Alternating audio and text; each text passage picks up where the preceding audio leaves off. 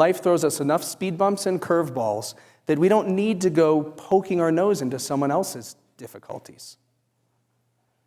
And yet, if we're not part of the solution, or we don't do one thing differently, we should expect the same rates, shouldn't we?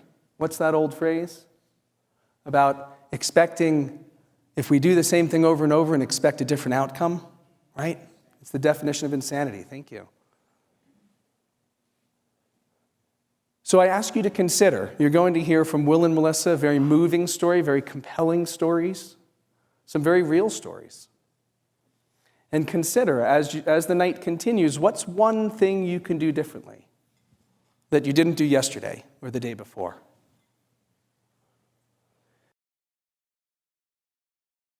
As you guys know, I'm Will Wagner. 4 years ago, I tried to kill myself. Didn't work so well. But I'm happy about that, and here we are.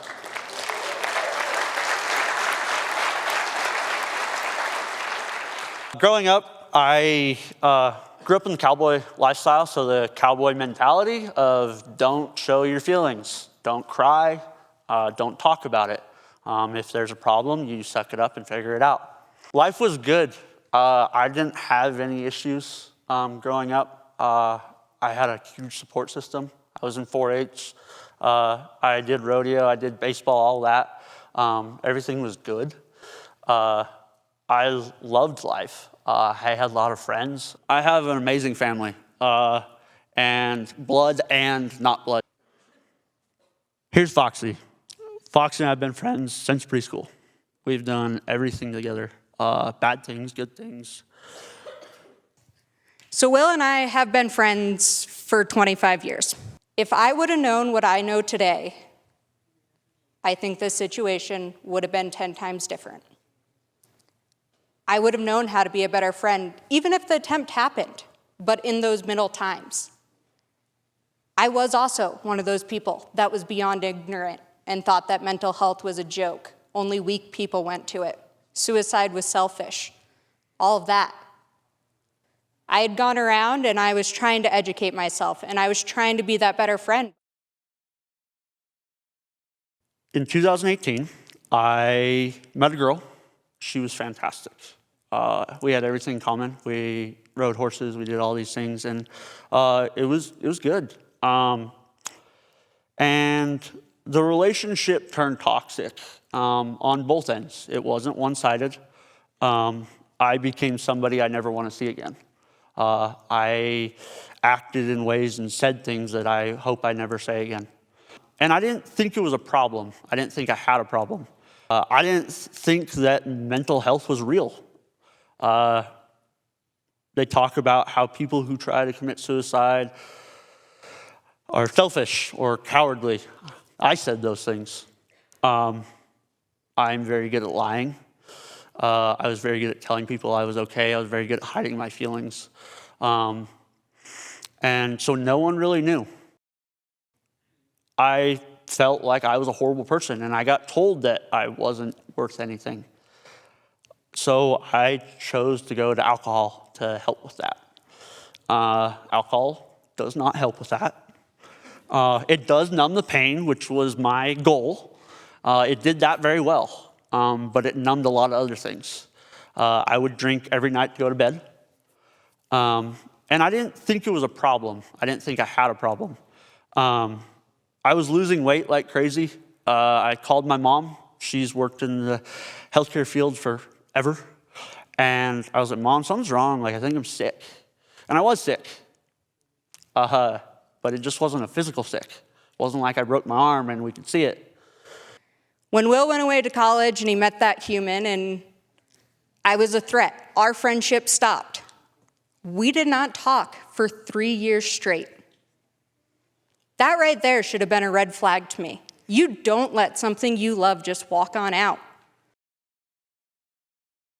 So on New Year's Eve of 2018, we went out to celebrate. I never liked New Year's. I now know why. And we had a lot of alcohol, as a lot of people do, the party idea. And my girlfriend at the time and I got into it and got into an argument, and I was mad, so I walked home. It was 20 below that night. I walked home about 2.5 miles. And so I got home. She came home a little while later. We had gotten into another argument about seeing an ex out at the bar. And so I grabbed my pistol and I went outside and attempted to kill myself. I went outside because I didn't want people to have to clean up my house. I wore a really nice jacket. If any of you are hunters, you guys know Sitka. I wore that because if I was going to meet God, I wanted to look good. I look a lot better now than I did then. And I sat there and I asked him for help because I didn't know who else I was supposed to ask. And he didn't respond. My brother, I had sent him a text giving him all of my belongings, giving my truck to my mom so she could sell it for her house, my horse to my dad. And so I did the deed. My brother, he found me in our driveway on my knees, and he had to figure out if he was going to say goodbye or if there was a chance I was going to live.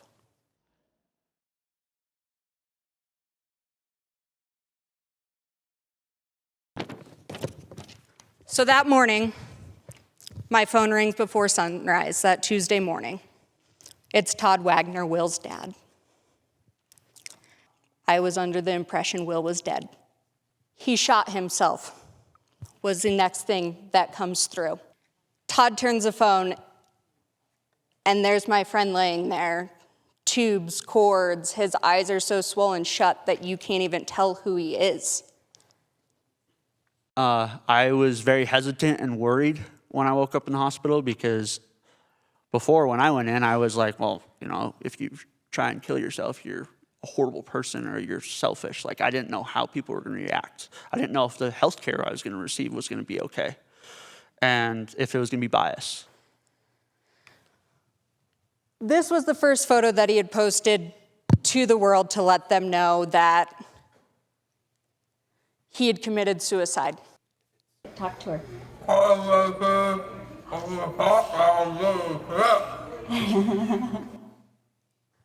So these are the moments where it starts to turn around, where you're actually seeing your friend make movements, make motions. I woke up in the hospital and I knew I wanted to talk to people. I wanted to try and help people. And because I didn't talk before. I was going through my own medical problems, all of that. I would have loved to have a friend. I would have loved to have a friend that was struggling and knew everything about me. I didn't even tell my best friend I needed that help because I didn't know how. I sat in front of her and I would beat her around the bush and I'd be like, hey, yeah, here's a little bit, here's a bone, okay, going back the other way. I had to let Will know that I've struggled in low places and I realized that rock bottom sometimes has a basement. He did have a good attitude and an outlook, but there was those pains and everything attached. We started having those phone calls and everything, and we would get deeper and deeper. I wasn't able to go down to Colorado and be right by his side for months. I wouldn't have left, but I was sick myself. Suicide is a topic that we don't want to talk about sometimes, and that's okay, but it's not. It needs talked about. It is a scary subject because we don't understand it because we don't talk about it enough. There's no easy way to go about it. It's not a conversation that is going to be easy to have, and it's going to be the same thing for everybody. We're all different. What might affect you guys affects me differently. So a problem that's my problem is really big to me might be nothing to you, but it might be vice versa that way. you guys might have a problem, and I'd be like, well, that's nothing. But if you look at it that way, you're not helping anybody. And then they don't want to talk to you about it. If you go, well, so what that you spilled your coffee this morning? Well, maybe when it spilled their coffee this morning, it ruined their entire day and it just went downhill from there. Be like, okay, you know what? This is, I see you. I understand it, and I'm here. So this is Annie.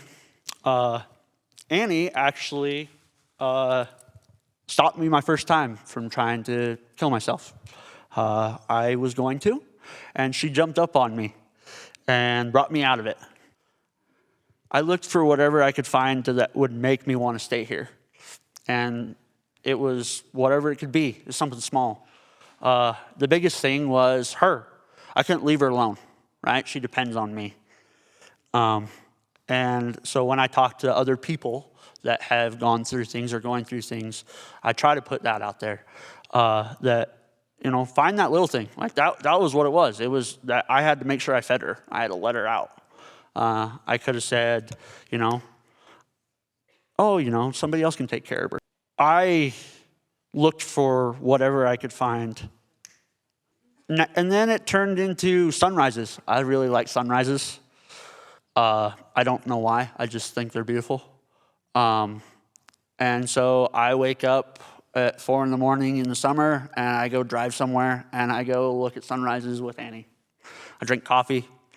And especially on the days that are really rough, I go do it because I need to. It's that self-care thing. For someone else, it might be going and getting coffee or getting your hair done or your nails done or going out and just visiting family and friends. I didn't want to die. The pain, we want the pain to stop, and we do.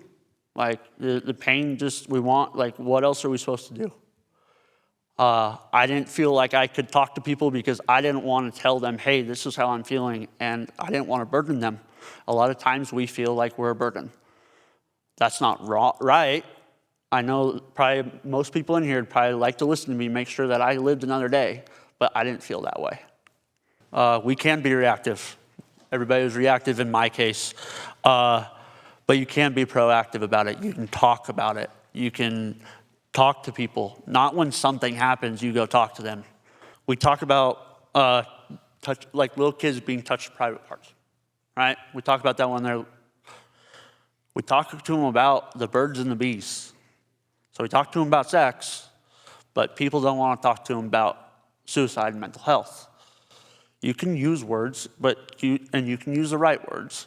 Talk to your kids about it. If you have kids, talk to your nieces and nephews. Talk to your friends. Ask them. It's okay to be like, do you feel like killing yourself? Like, yeah, it's a shock factor, and they're going to be like, at least you're not going, well, do you feel okay today? Because I had people ask me all the time, how you feeling? I'm like, oh, I feel okay. I'm all right. They never were like really dove into it. And you'll ask people like me sometimes, hey, how do you feel today? And I might tell you, I don't want to be alive today. That scares a lot of people. It scared my mom. That's just a feeling to me. So everybody's different. You got to gauge that. But still, once again, he is living through a battle. He is rising himself up. He's figuring out who the new him is. And he's still reaching out. Story's not over.